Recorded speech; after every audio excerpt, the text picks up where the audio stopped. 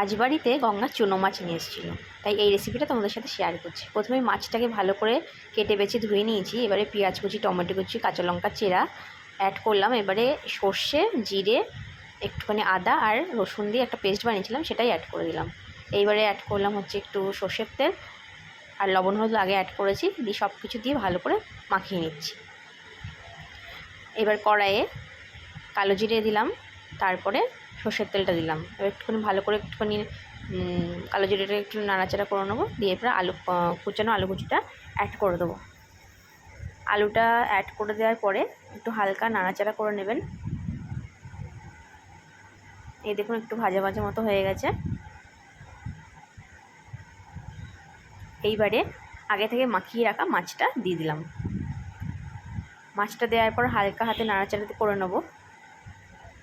বেশি নাড়াচাড়া করলে মাছগুলো সব ভেঙে যাবে। আলতোভাবে নাড়াচাড়া করে নিয়ে মশলাটা যখন একটু কষে আসবে,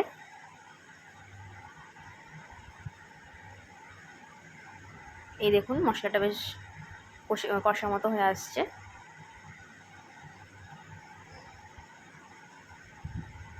এইবার পরিমাণ মতো জল দিয়ে দেবো।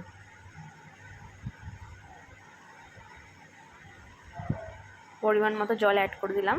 এবার উপর থেকে একটু কাঁচা সর্ষের তেল দিয়ে দিলাম।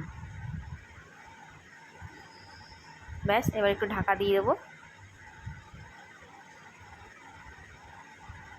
ঢাকা দিয়ে ঢাকাটা খুলে নিলাম। দেখুন মাছটা প্রায় হয়ে এসছে।